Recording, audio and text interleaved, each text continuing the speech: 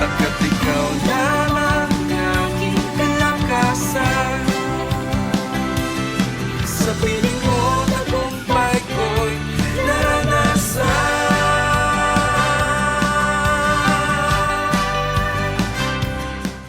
Sa pumuling pinagpalang araw sa bawat isa sa atin, mga ka-AAP. Salamat po sa Diyos na tayo pumuli ay biniyayaan ng panibagong araw para patuloy na makipagniig sa Panginoon at tumanggap ng kanyang pagpapala inilaan para sa buhay ng bawat isa. So bago tayo magpatuloy, tayo po ay manalangin. Salamat po muli, Ama, at kami po ay biniyayaan mo ng kalayaan para makalapit muli sa inyo, para una sa lahat, lugurin ang iyong pangalan at the same time, Lord, tumanggap mula sa mga biyayang nilaan mo sa bawat isang naghahangad at nagsusumikap na lumalapit sa iyo. Salamat po ng marami sa pangalan ni Jesus.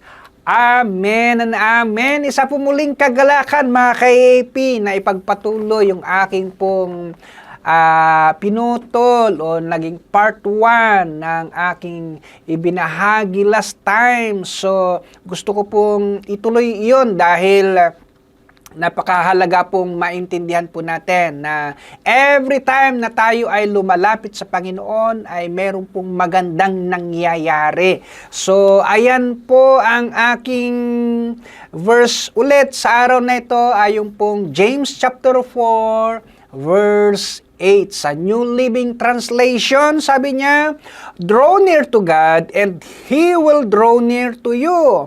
Cleanse your hands, you sinners, and purify your hearts, you double-minded." Sa Tagalog, lumapit kayo sa Diyos at lalapit siya sa inyo.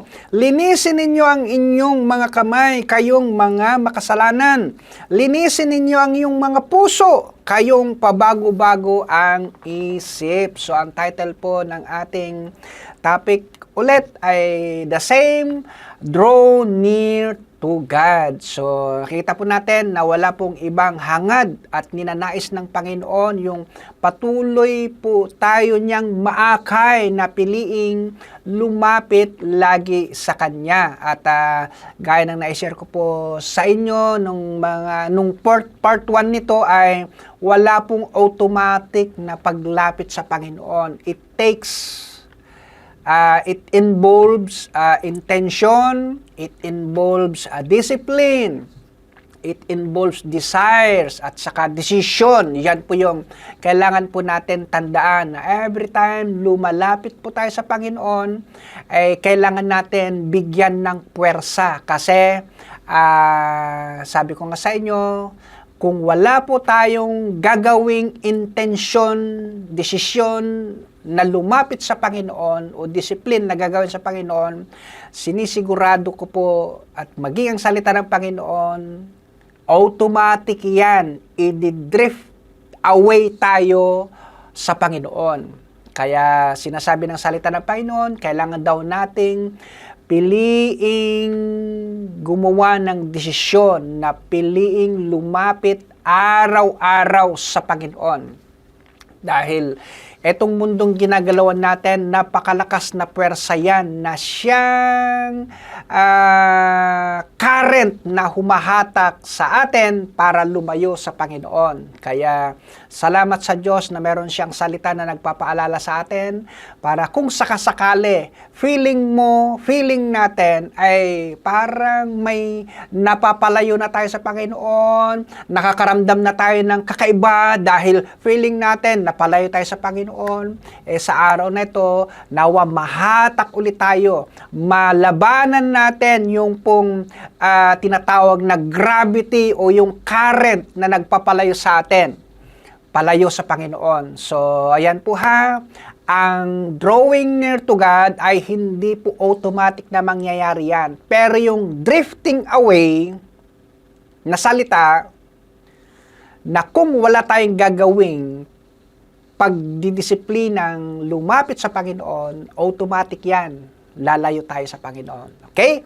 So, kagaya na na-share ko po last time, na ang isa po talagang dahilan bakit po tayo napapalaya sa Panginoon ay yun nga po gawa ng kasalanan. Pero nagbigay naman po ng mga paraan ng Diyos na kung ano ang dapat natin isaalang-alang every time na lumalapit tayo sa Kanya. Of course, number one, yung pong patuloy tayong humihingi, pag-amin na tayo po ay na tatalsikan, nadudumihan ng mga iba't ibang mga pakana ng kasalanan habang tayo po ay namumuhay sa napaka-putik na mundong ginagalawan natin. Okay? Pangalawa, yung pong puso natin na mandaraya ay talaga naman pong kailangan natin yan ipinapasearch sa Panginoon para nang sa ganon, lahat ng mga hindi kaaya-ayang saloobin, dinadala ng puso natin, motibo man yan, ano man yan, mga desires na yan ng puso natin,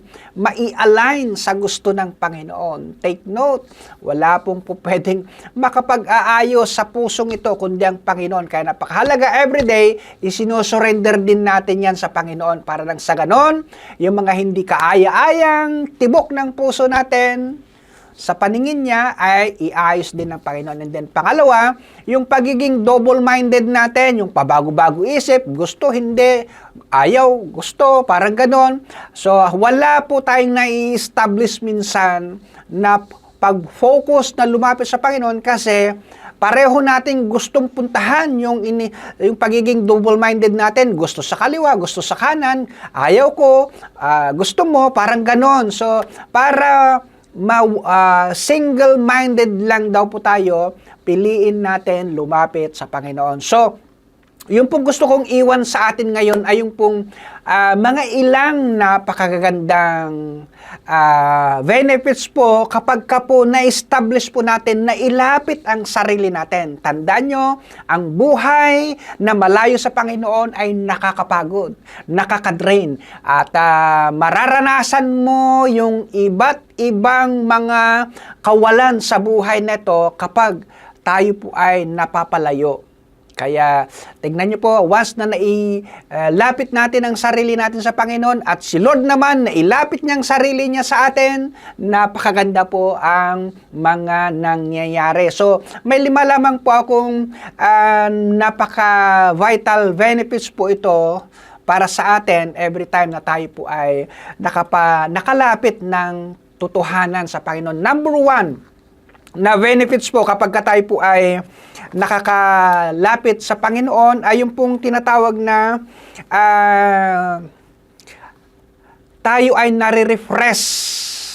'Di ba? Ang buhay minsan nakakapagod, ang daming nagdudulot sa atin na nagpapabigat sa buhay natin. So, once daw na nailagak natin ang sarili natin sa Panginoon, nailapit natin ang sarili natin sa Panginoon, tayo po ay nare-refresh. So, yan po isang magandang promise niya po sa Jeremiah 31 verse 25 sa The Message Translation. Ang sabi niya doon, I'll refresh tired bodies and I'll refresh tired soul. Napakagandang promise ni Lord na every time na tayo ay piniling lumapit sa Kanya, inilagak ang sarili natin kahit na marami po tayong kapagalan, kapaguran, kabigatan sa buhay na to, nare-refresh tayo. So, ate, kuya, kung mayroon man po tayong kabigatan na pinagdadaanan sa mga sandaling to, mayroon tayong something na nagpapahirap sa atin, why not piliin mong lumapit na lang sa Panginoon at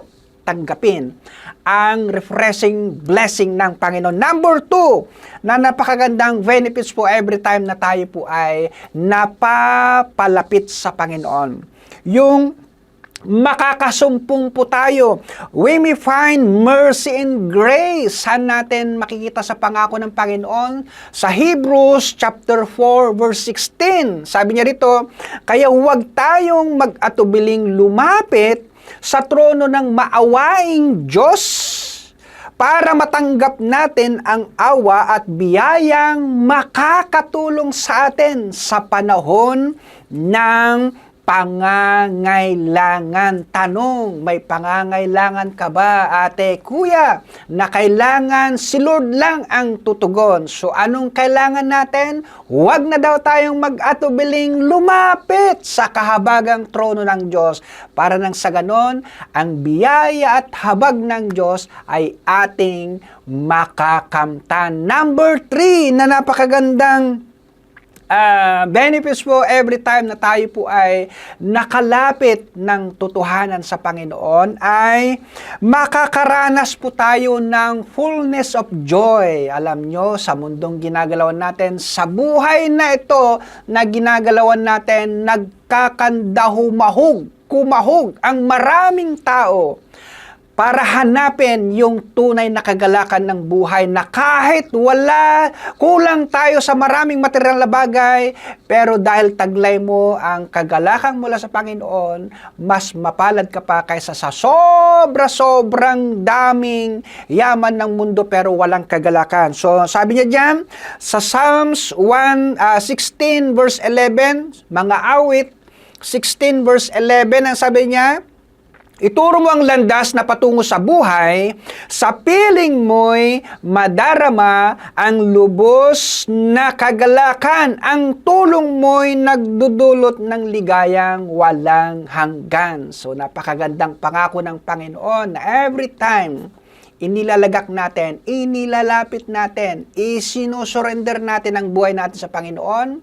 makakasumpong at makakaranas tayo ng lubos na kagalakan sa buhay na ito. And number 4, we are protected by His power. Saan po natin makikita yung pangakong yan? Basahin nyo po ang Psalms 91. So yan po ha, bibigyan ko po kayo ng assignment para may bahagi po kayong gagawin. Kasi napakahaba po kung ating pong isa-isahin na basahin yung Psalms 91. Yung buong chapter na yon, makikita po nyo doon yung pangako ng Panginoon na divine protection sa sino man nakakasumpong ng kanyang pagkalinga at pag-iingat. And then lastly, na gusto ko pong iwan na napakagandang benefits po every time na tayo po ay nakakalapit sa Panginoon, na tayo ay makakasumpong ng tunay na kapahingahan sa kanyang presensya.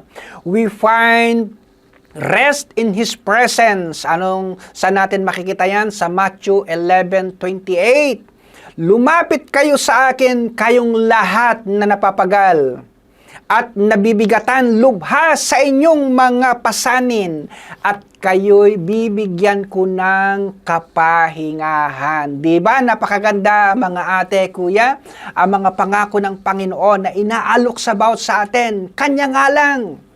Kailangan mong gumawa ng aksyon at desisyon na piliing lumapit lagi sa Panginoon. At siya naman nanangako na every time na lumalapit tayo sa Kanya, siya din ay lumalapit sa atin. At doon natin nasusumpungan ang Kanyang mga magagandang pangako sa buhay natin. Nawa mga ate kuya, mayroon po tayong natutunan, natanggap ngayong araw na ito, makakatulong sa atin para tahakin, sulungin ang buhay na to na may pagtatagumpay. Tayo manalangin.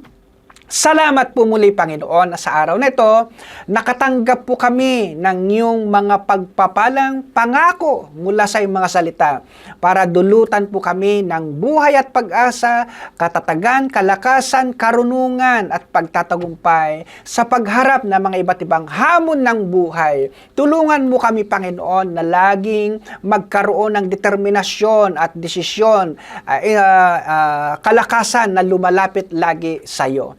Pagpalain mo po, Ama, ang mga nahihirapang nakakalapit sa iyo, tulungan mo po sila sa tulong ng iyong banal na Espiritu. Salamat po muli, Panginoon. Ito pong aming dalangin sa pangalan ni Jesus. Amen and amen. Salamat po muli, mga ka-KAP. Hanggang sa susunod po. God bless and bye-bye.